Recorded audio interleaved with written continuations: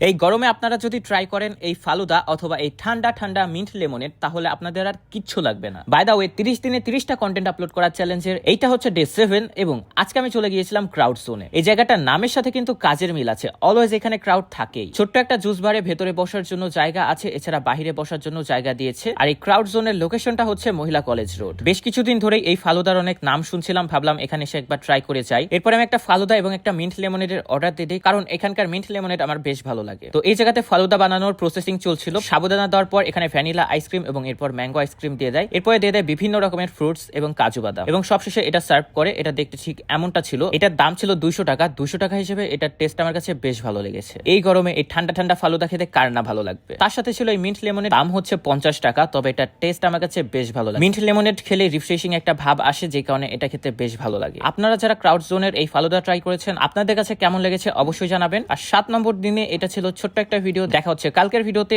আজকের মতো পর্যন্তই, বাই।